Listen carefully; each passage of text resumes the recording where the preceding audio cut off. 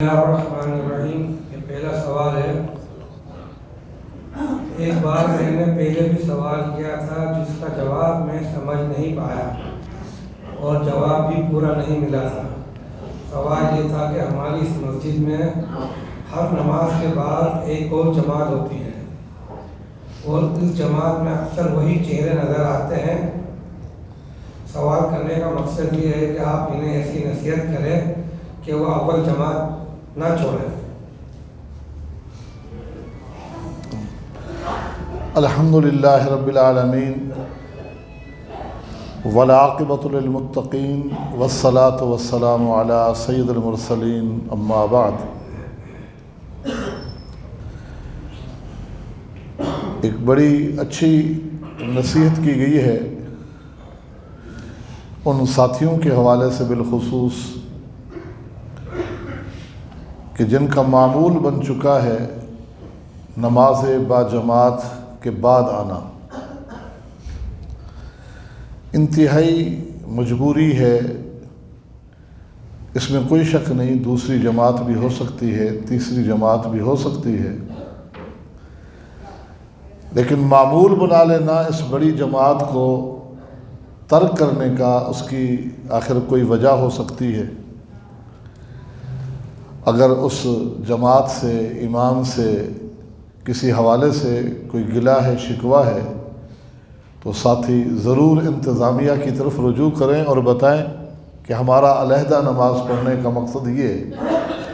اگر ایسا ہی ہے جیسے سوال میں کہا گیا ہے کہ ہر روز وہی چہرے ہوتے ہیں، اگر کوئی مجبوری ہے، مثلاً کہیں ڈیوٹی کرتے ہیں اور اس وقت ان کو آنا ہوتا ہے، تو پھر یہ ان کا شرعی عذر ہے۔ اگر کوئی شرعی عذر نہیں ہے تو مستقل تاخیر یا تو ان کی غفلت اور سستی پہ دلالت کرتی ہے، اور اس حوالے سے اس سوال کرنے والے ساتھی کی اس بات اور نصیحت کو نصیحت سمجھا جائے، برا نہ جانا جائے، اور اپنی اس غفلت اور سستی کے ازالے کی کوشش کی جائے۔ اگر دوسری بات ہے کہ کوئی اشکال ہے، کوئی اعتراض ہے، غلط فہمی ہے ان کو یا کسی اور کو، تو اس کا حل بھی یہی ہے کہ علیحدگی میں انتظامیہ کے ساتھ بیٹھ کر اس مسئلے کو حل کریں، جان بوجھ کر اس بڑی جماعت کو چھوڑنے کی کوشش نہ کریں، اور یہ نہ سمجھیں کہ دوسری جماعت یا تیسری جماعت مل جانے، اجازت مل جانے کا مطلب یہ ہے کہ ثواب برابر ہوگا۔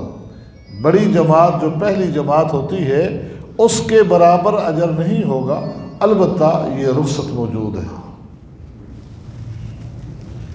یہ دوسرا سوال ہے کہ حضرت زید بن حارث اور حضرت زید بن حارثہ کیا ایک ہی صحابی ہیں یا الگ الگ ہیں؟ ناموں سے ہی واضح ہے، زید بن حارث، حارث اور نام ہے، حارثہ دوسرا نام ہے۔ زید بن حارث تو وہ صحابی ہے جو متبنہ رسول کہلاتے ہیں، جنہیں اللہ کے نبی صلی اللہ علیہ وسلم نے اپنا بیٹا بنا رکھا تھا، منہ بولا بیٹا بنا رکھا تھا، اور اللہ کے نبی صلی اللہ علیہ وسلم سے بڑی عقیدت اور محبت، اور آپ کو بھی ان سے بہت بڑی محبت تھی۔ زید بن حارثہ وہ صحابی ہے، اور زید بن حارث دیگر انصار صحابہ میں سے ایک صحابی گزرے ہیں۔ ایک اور یہ سوال ہے کہ پرائز بانڈ یا قسطوں پر سامان خریدنا اور مختلف قسم کی انعامی رقم دینا ٹھیک ہے یا نہیں؟ یہ دو مختلف سوال محسوس ہو رہے ہیں۔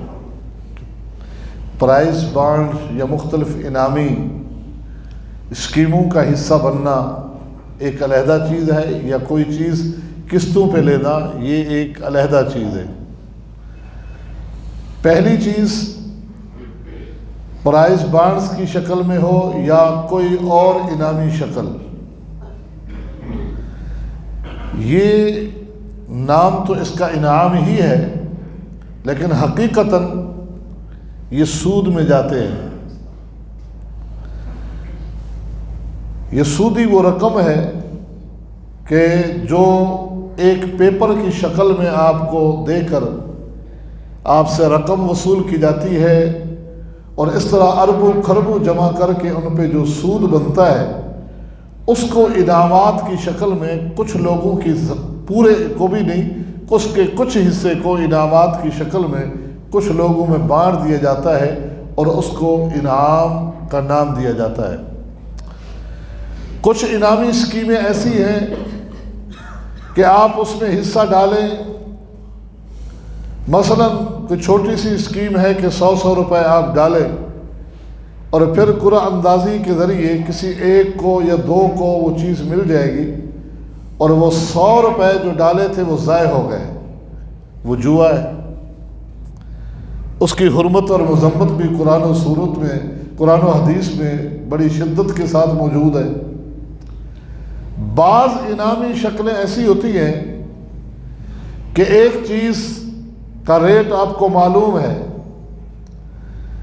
کہ بازار میں اس چیز کا ریٹ 1000 روپے ہے، وہ کمپنی اپنی سیل بڑھانے کے لیے اس پر کچھ انعامات رکھ دیتی ہے اور وہ اضافی رقم آپ سے وصول نہیں کرتی، آپ سے وہی 1000 روپے ہی لیتے ہیں، اپنے نفع کو کم کر کے کچھ انعامات کی شکل میں منتقل کر دیا جاتا ہے کہ یہ خرید کر جانے والا وہی 1000 روپے میں ہی چیز لے کے جا رہا ہے۔ ٹوکن دے دیے جاتے ہیں کہ قرعہ اندازی میں جس کا نام آئے گا تو اس کو یہ انعام بھی دے دیں گے، تو اس پہ کوئی قباحت اور کوئی حرج نہیں، کیونکہ اضافی رقم آپ سے وصول نہیں کی گئی، اس نے اپنے نفع کو کم کر کے اس میں سے کچھ انعامات مقرر کیے اپنی چیز کی سیل کو بڑھانے کے لیے، وہ اس طریقے سے کور کر لیں گے کہ سیل بڑھ جائے گی۔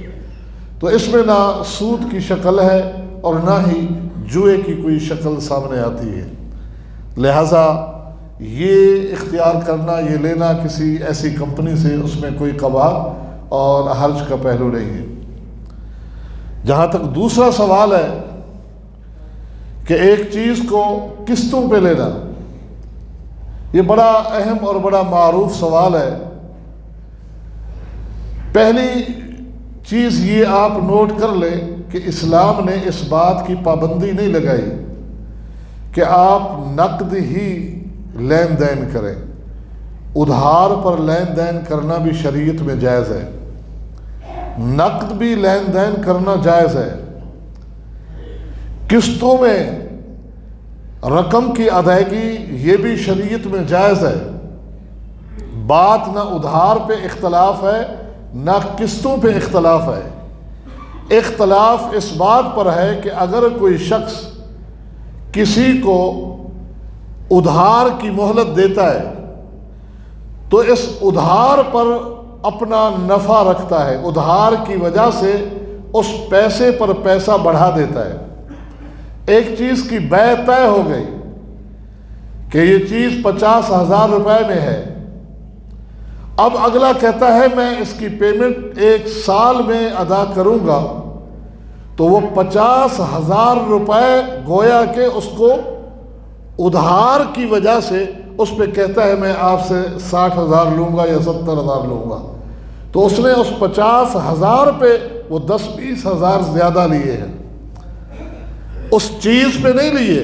اگر اس چیز کے زیادہ ہوتے تو وہ نقد میں بھی کہہ دیتا کہ اس کے اتنے پیسے ہیں، نقد میں اس نے اس قیمت، اس شے کی قیمت لگا دی کہ اس کی ویلیو یہ ہے، اس کی قیمت یہ ہے، لیکن اس قیمت کو اگر ادھار کرو گے تو پھر اس پر آپ کو یہ رقم بڑھا کے دینی ہوگی۔ پیسے پہ پیسہ بڑھا کے لینا دینا یہ عین سود ہے۔ جہاں تک نبی علیہ الصلاۃ والسلام کے احادیث سے مسئلہ ثابت ہوتا ہے تو آپ نے واضح طور پر فرمایا کہ کسی چیز کی 2 قیمتیں نہ کرو، اور یہ بھی راویان حدیث نے صراحت کر دی کہ 2 قیمتوں سے مراد کیا ہے، کہ اگر ادھار پر لوگے تو اس کی قیمت ہے 15 درہم، اور اگر نقد پہ لوگے تو اس کی قیمت ہے 10 درہم۔ آپ صلی اللہ علیہ وسلم نے فرمایا کہ کسی چیز کی اس طرح کی دو قیمتیں نہ کرو۔ یہاں ایک مغالطہ دیا جاتا ہے کہ آپ کے پاس ایک شخص آتا ہے، آپ اس سے 500 روپے مانگتے ہیں، پھر آپ کہتے ہیں 480 دے دیں، پھر آپ کہتے ہیں 470 دے دیں، 450 میں سودا ہوتا ہے، آپ نے تو کئی بیعیں لگا دی۔ یہ احادیث سے ثابت ہے، یہ کسی ادھار کی وجہ سے ایسا نہیں ہو رہا۔ ایک شخص اپنی قیمت بسا اوقات 500 اس کی خرید ہوتی ہے، وہ 500 میں دے دیتا ہے، 480 میں دیتا ہے سیل کے لیے کہ ایسے پڑی ہوئی ہے۔ کبھی اپنے نفع کو کم کرتا ہے، نفع کی مقدار شریعت نے مقرر نہیں کی کہ اتنا لے، دھوکہ نہ دے، چیز واضح ہے، اس پہ جو نفع آپ نے رکھنا ہے رکھ لیں۔ یہاں وہ معاملہ نہیں ہے، یہاں ادھار کی وجہ سے پیسہ بڑھایا جاتا ہے، اور نبی علیہ السلام نے ایسی بیع سے منع فرمایا کہ اس بیع سے اجتناب کریں۔ اہل علم کے اندر جو اختلاف ہے اس کی تھوڑی سی وضاحت کر دوں، شاید آپ کے بقیہ سوالات آج رہ جائیں، کہ اس مسئلے کی تھوڑی سی وضاحت ہو جائے۔ وہ یہ ہے کہ ایک شخص آتا ہے اور آ کر کہتا ہے مجھے یہ چیز چاہیے، آپ کہتے ہیں کیش پہ لوگے تو میں 50,000 میں دوں گا، اور اگر قسطوں میں لوگے تو 80,000 میں آپ کو یہ چیز دوں گا۔ یہاں دو چیزیں ہیں، اس بات پر اتفاق ہے کہ اللہ کے نبی صلی اللہ علیہ وسلم نے اسی بیع سے روکا ہے، سارے علماء کا اتفاق ہے۔ وجہ حرمت کیا ہے اس میں اختلاف ہے۔ بعض علماء کی رائے یہ ہے وجہ حرمت یہ ہے کہ اس میں ابہام ہے، دو چیزیں بتائی ہیں، اب اگلا کوئی اس چیز کو لے کے چلا جاتا ہے تو ابہام ہے، ابھی طے نہیں ہوا کہ کیش پیسے دے گا یا ادھار دے گا۔ حرمت کی وجہ ابہام تھی، اگر وہ طے کر لیتا ہے کہ ہاں ادھار پہ دوں گا تو ابہام ختم ہو گیا، لہذا حرمت کی جو وجہ تھی وہ اب نہیں پائی جا رہی، وہ چیز حلال ہو گئی ہے۔ اور جو اہل علم کا طبقہ کہتا ہے یہ حلال ہے، یہ حرام ہے، وہ کہتے ہیں اس وجہ سے حرام ہے کہ ادھار کی وجہ سے اس نے جو پیسے بڑھائے تھے، اس وجہ سے حرام ہے۔ ادھار کی وجہ سے جو قیمت زیادہ لگائی تھی، وجہ حرمت یہ ہے۔ اور ان اہل علم کی تائید میں سنن ابی داؤد کے اندر حدیث بھی موجود ہے کہ نبی علیہ السلام نے فرمایا کہ جو شخص کسی ایک چیز کی دو قیمتیں کرے گا فَلَهُ أَوْقَسُهُمَا أَوِ الرِّبَا، یا تو کم قیمت لے گا یا سود لے گا، یا کم قیمت لے گا یا سود لے گا۔ تو اہل علم کا یہ طبقہ یہ کہتا ہے کہ وجہ حرمت یہ تھی کہ جو ادھار پر قیمت بڑھائی گئی تھی۔ اور ویسے بھی اگر آپ سوچیں کہ بیع تو اس وقت تک ہوتی نہیں جب تک کہ مشتری اور بائع، خریدنے والا اور بیچنے والے کا معاملہ طے نہ ہو کہ ہاں کتنے میں لے رہا ہوں۔ وہ یہ کہے گا نہیں کہ میں کیش پہ لیتا ہوں یا ادھار پہ ایسے ہی چیز لے کے چلا جائے گا، ایسے تو نہیں ہوتا۔ وہ چیز تو اس وقت لے کے جائے گا جب یہ کہے گا کہ میں ادھار پہ لے رہا ہوں یا کیش پہ، سودا ہوگا ہی اس وقت، اس سے پہلے تو سودا ہی نہیں ہے۔ ابہام کی بات تو دور کی بات ہے، ابھی تو سودا ہی نہیں ہے، ابھی تو خیار ہے، اختیار دیا گیا ہے کہ آپ کس چیز کا انتخاب کرتے ہیں، ابھی تو بیع ہوئی نہیں۔ بیع ہونا اس وقت کہا جائے گا کہ جب اس اختیار کو وہ لوگ آگے سامنے رکھے گا اور اگلا اسے منظور کر لے گا کہ ہاں ٹھیک ہے جی، میں نے ادھار پہ لی یا میں نے کیش پہ لی ہے۔ تو یہ ایک مختصر سا میں نے آپ کے سامنے جواب رکھا ہے۔ اگر ہم مزید چیزوں کی طرف بھی جاتے ہیں، وہ اجناس ستہ، 6 اشیاء جن کے بارے میں نبی علیہ السلام نے قید لگائی ہے کہ ان کا آپس میں سودا کرنا ہے تو 2 شرطوں پہ ہوگا۔ نمبر 1 ہاتھوں ہاتھ، نمبر 2 برابر برابر، جیسے سونا سونے کے بدلے، چاندی چاندی کے بدلے، گندم گندم کے بدلے میں، جو جو کے بدلے میں، یہ ہاتھوں ہاتھ بھی اور برابر سرابر بھی۔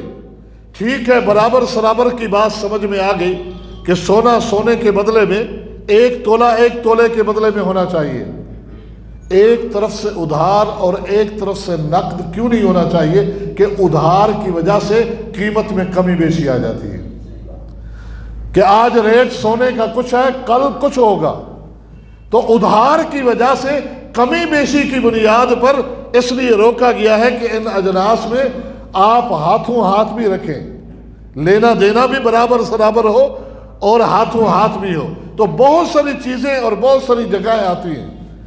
بہرحال ایک نبی علیہ السلام کا فرمان ہے، الحلال بین والحرام بین وبینہما مشتبہات، حلال چیزیں بھی واضح ہیں، حرام چیزیں بھی واضح ہیں، اور کچھ چیزوں میں اشتباہ ہوتا ہے۔ جس شخص نے اپنے آپ کو ان اشتباہ والی شک والی چیزوں سے بچایا، اس نے اپنی عزت بھی محفوظ کی اور اپنے دین کو بھی محفوظ کیا۔ اور جو ان چیزوں میں پڑا اشتباہ والوں میں، تو عین ممکن ہے کہ عین حرام میں بھی پڑے گا۔ اگر ہم جتنا بھی نرم پہلو سامنے رکھ کے بھی غور کریں، ویسے تو جن اہل علم نے اس معاملے کو حرام قرار دیا ہے ان کے دلائل اتنے وزنی اور بھاری ہیں کہ اسی طرف ہی رجحان ہوتا ہے۔ لیکن اگر ادھر کے اہل علم کے فتاویٰ کو سامنے رکھتے ہوئے نرم گوشہ بھی اختیار کرے تو مشتبہات سے آگے نہیں بڑھ سکتے، کہ زیادہ سے زیادہ حرمت سے مشتبہات تک آ سکتے ہیں، ورنہ حرمت کے دلائل جو ہیں بڑے واضح اور عام فہم ہیں کہ قرض پر، ادھار پر منفعت لینا یہ کسی کی مجبوری سے کھیلنا ہے۔ اور اللہ کے نبی نے جو قرض کے معاملات کی فضیلتیں بیان کی ہیں، ان معاملات کا خاتمہ اسی میں ہے۔ آپ نے ادھار لین دین کرنے والوں کو جنت کی بشارتیں سنائی ہیں، ادھار لوگوں کے ساتھ ادھار کی رعایت دینے والوں کو اللہ کے پیغمبر نے قیامت کے دن اپنے عرش کے سائے کی، کہ میرے عرش کے سائے کے نیچے ان کو جگہ ملے گی، یہ بشارتیں سنائی ہیں۔ یہاں تک یہ بتایا کہ اگر کسی شخص نے 50,000 کسی کا قرضہ دینا ہے، وقت مقررہ پر وہ نہیں دے سکا، اس نے اس کو آگے مہلت دی، جتنے دن مہلت دی اتنے دن 50,000 صدقے کا اللہ اس کو اجر دیتا ہے۔ یہ قرض کی فضیلت ہے۔ لیکن اس سودی لعنت نے کہ قرض ایسے ہی دے دیں، اس نے اس فضیلت سے ہمارے معاشرے اور طبقے کو محروم کر دیا ہے۔ اللہ تعالی ہمیں فہم عطا فرمائے۔ کہ ضروری سوال ہے تو بتا دیں۔ یہ سوال پچھلے ہفتے بھی تھا، لیکن سوال یہ ہے کہ ہمارے کچھ ساتھی اکثر اتوار والے دن سیر و تفریح پکنک کی غرض سے مختصر وقت کے لیے ہائی وے کی طرف جاتے ہیں، ٹول پلازا یا زیادہ سے زیادہ جدہ ہوٹل تک۔ سوال یہ ہے کہ اس مختصر سفر میں نماز قصر کریں گے یا نماز پوری ادا کریں گے؟ اور اگر پوری نماز ادا کریں گے تو کیا یہ نمازیں جمع کر سکتے ہیں، یعنی مغرب کے وقت عشاء ملا سکتے ہیں؟ دیکھیں، سوال کے اندر آپ نے واضح کر دیا کہ مختصر سے ٹائم کے لیے، اور جو مسافتیں بھی ذکر کی ہیں وہ بہت دور کی مسافتیں نہیں ہیں۔ سفر کے اندر قصر کی رخصت ہے، قصر واجب نہیں ہے۔ پہلے نقطہ یہ دیکھیں، آپ یہاں سے لاہور بھی جا کر پوری نماز پڑھ سکتے ہیں، آپ ٹول پلازا جائیں یا اس سے آگے جائیں، اگر پوری نماز پڑھیں تو اس پر تو کسی کو اختلاف نہیں ہے، کیونکہ سفر میں قصر رخصت ہے، واجب نہیں ہے۔ اور اگر آپ قصر کریں گے تو اختلافات کا شکار ہوں گے۔ پہلی بات یہ کہ اولا کو بھی دیکھیں تو اسی طرف ہے کہ قصر نہ کریں۔ جہاں تک احادیث میں کچھ رخصت کے پہلو ہیں، اس میں بھی اہل علم کا جو راجح موقف ہمیں نظر آتا ہے وہ یہ، شہر چھوٹا ہو یا بڑا، اس کی حدود کو جب آپ 9 میل کراس کر جائیں تو آپ قصر کر سکتے ہیں، رخصت ہے قصر۔ میرے خیال میں ہمارے شہر کراچی کی حدود ٹول پلازا سے شروع ہو جاتی ہے، اس کو اگر آپ 9 میل کراس کر جائیں آگے تو رخصت کے پہلو قصر کے حوالے سے موجود ہے۔ لیکن آپ گئے ہی اگر پکنک کے لیے ہیں، کوئی سفر مقصود نہیں تھا، نہ معاش کی طلب نہ کوئی اور، پوری پڑھ لیں تو آپ کے لیے اولا ہوگا، نہیں تو کم سے کم 9 میل، 9 کلومیٹر نہیں، 9 میل، جو تقریباً میل کے پیمانے پر اسلاف میں اختلاف رہا ہے۔ ہمارے اس دور کے حساب سے 15 کلومیٹر سے لے کر 21 کلومیٹر کے اقوال ملتے ہیں کہ 9 میل جو ہے وہ 15 کلومیٹر ہے، 18 کلومیٹر ہے یا 21 کلومیٹر ہے۔ اس دور میں جس کو میل کہا جاتا تھا، صدیاں بیت چکی ہیں نا، کہ اس دور میں میل کس کو کہتے تھے، یہ اقوال اہل علم نے جو نقل کیے ہیں اس کی روشنی میں 15 سے 21 کلومیٹر بن سکتے ہیں۔ اگر اتنا کراس کر جاتے ہیں تو بہرحال رخصت ہے قصر کی۔ رہا جمع بین صلاتین کا معاملہ، جمع بین صلاتین جہاں قصر کی رخصت ہے وہاں 2 نمازوں کو ملا کر، ظہر عصر اور مغرب عشاء، ان کو ملا کر پڑھنے کی رخصت بھی موجود ہے۔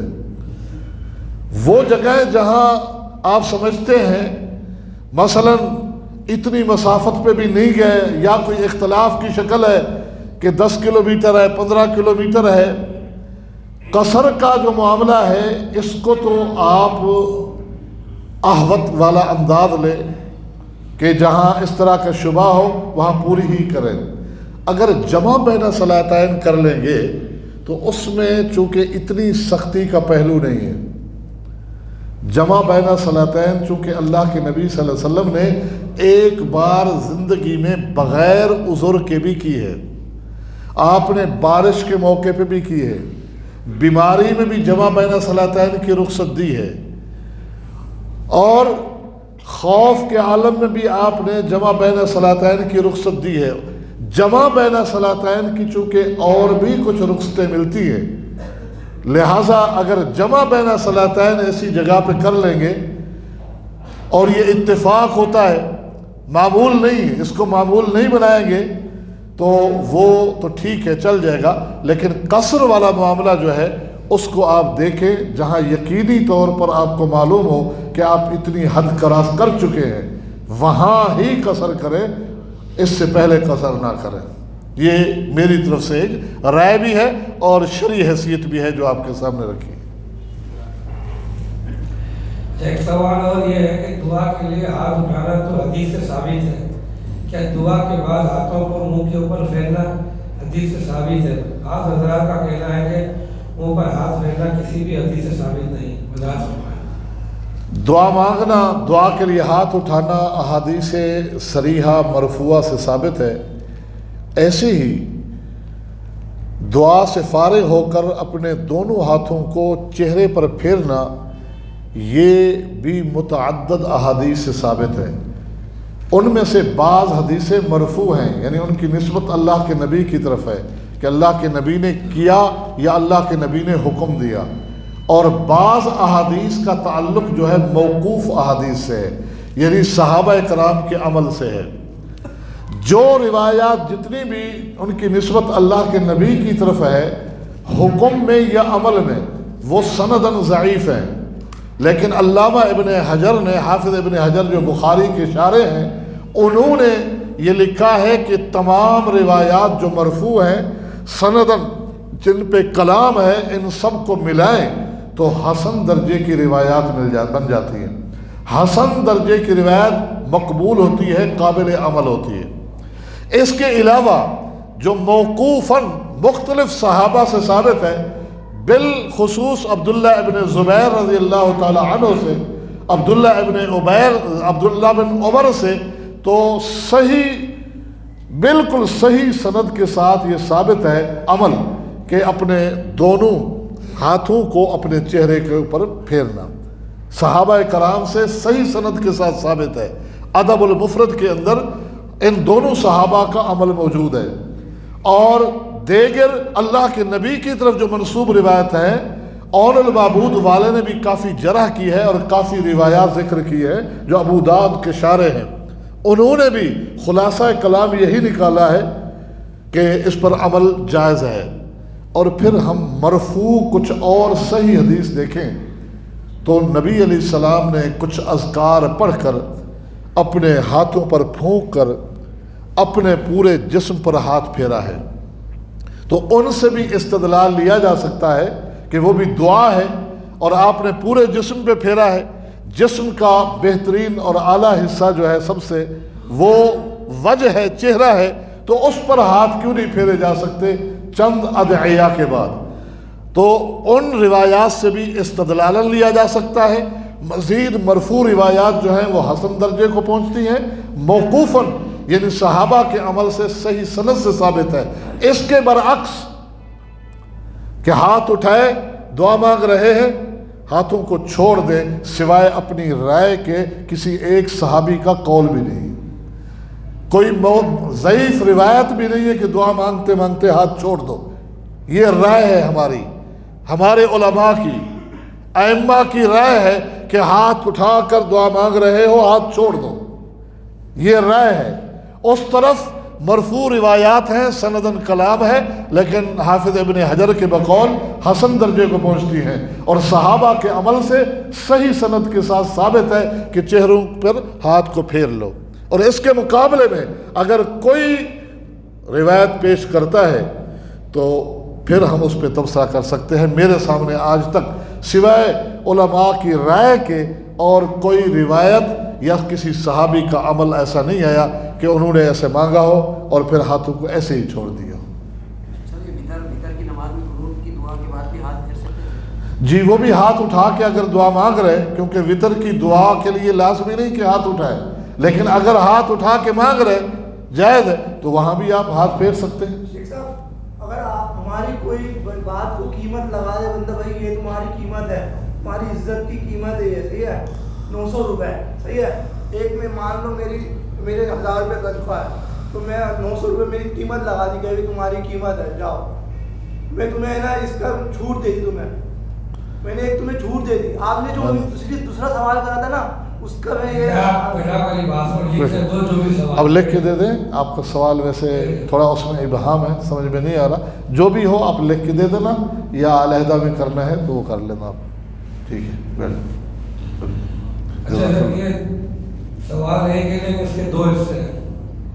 پہلا سوال یہ کہ اگر کوئی خاتون گھر کے کام کاج اور بچوں کی دیکھ بھال میں اتنی مصروف ہو جائے کہ اسے نماز کے وقت نکل جانے کا احساس بھی نہ ہو، اور اس دوران ایام مخصوصہ یعنی ایام حیض شروع ہو جائے، تو اب ایام سے فارغ ہونے کے بعد کیا اس عورت وہ نماز جو رہ گئی ہے اسے پہلے پڑھنی ہوگی یا جس نماز کا وقت ہوگا وہ پڑھنی ہوگی، اور وہ نماز جو اس کی رہ گئی وہ کب پڑھے گی؟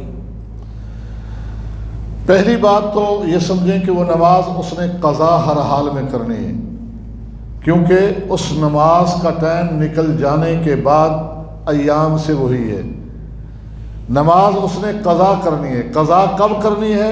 غسل کے بعد قضا کرنی ہے۔ غسل کے بعد اگر ترتیب کو ملحوظ رکھ لے تو یہ مستحب ہے کہ پہلے قضا کر لے، قضا والی نماز، اور پھر جس نماز کا ٹائم ہے وہ نماز پڑھ لے۔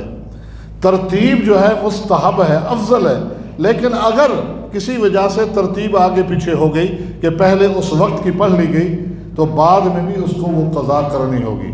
یہاں ضمناً جو سوال میں بات نہیں آئی، میں ایک اور بات بتا دوں جو بڑی اہم ہے۔ نبی علیہ السلام کا فرمان ہے کہ جس شخص نے نماز عصر کی ایک رکعت کو پا لیا غروب ہونے سے پہلے تو اس نے نماز کو پا لیا۔ جس نے صبح کی نماز سورج نکلنے سے پہلے ایک رکعت پا لی تو اس نے گویا کہ صبح کے وقت کو پا لیا، صبح کی نماز کو پا لیا، وہ اپنی نماز کو جاری رکھے۔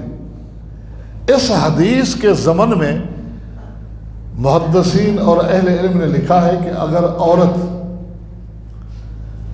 اگر عورت اتنا ٹائم پا چکی تھی، نماز کا وقت ہو گیا ہے، اور پھر اسی نماز کے ٹائم میں ایام سے ہو گئی ہے، ابھی نماز نہیں پڑھی تھی، یہ تو تھا وقت نکل جانے کی صورت میں کہ اس کو 10 منٹ ملے تھے کہ نماز ظہر کا ٹائم ہو گیا، ابھی وہ پاک تھی، 10 منٹ بعد دیکھا کہ وہ ایام سے ہو گئی، ابھی نماز تو نہیں پڑھی تھی، جب وہ پاک ہوگی تو یہ نماز بھی قضا کرے گی کیونکہ اس وقت میں داخل ہو چکی تھی۔ اچھا، دوسرا سوال یہ ہے کہ آج کل موبائل فون پر پرانی آیات یا قرآن جو ہے وہ لوڈ ہوتا ہے، کیا ایام حیض میں عورت جو ہے موبائل ہاتھ میں لے کر اس میں قرآن پڑھ سکتی ہے یا نہیں؟ قرآن مجید کی تلاوت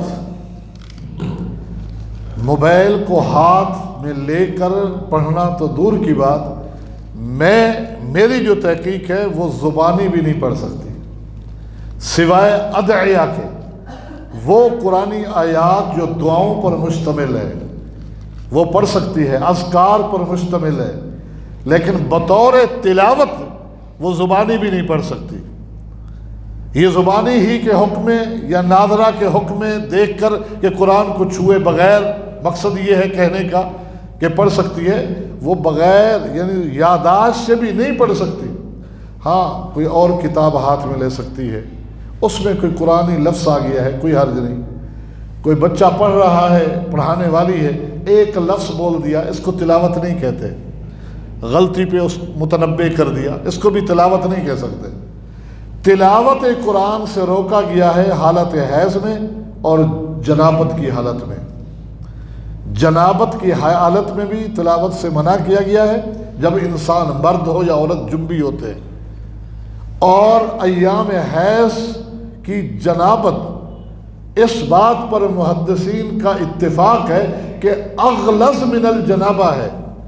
ایام حیض کی جنابت جو ہے وہ اس جنابت سے جو مجامعت کے بعد مرد اور عورت جنبی ہوتے ہیں اس سے بھی زیادہ غلیظ جنابت ہے۔ البتہ یہ کچھ علماء کا، امام مالک، فقہا، ان کے اقوال ملتے ہیں کہ اگر 6-7 دن یہ لمبا پیریڈ ہے نہیں پڑھے گی تو بھول نہ جائے، لیکن یہ فلسفہ محدثین اور فقہا کا احترام اپنی جگہ میری سمجھ میں اس لیے نہیں آتا کہ ہمارے تو حفاظ 11 مہینے نہیں پڑھتے اور رمضان میں مصلی پہ کھڑے ہو کے سنا دیتے ہیں۔ جو عورت مہینے میں 22-23 دن پڑھے، 7 دن 6 دن نہ پڑھے، وہ کبھی قرآن نہیں بول سکتی جو اتنا پڑھتی ہو، تو بہرحال احتیاط کرنی چاہیے۔ سبحانک اللہم و بحمدک، اشہد ان لا الہ الا انت، استغفرک و اتوب الیک۔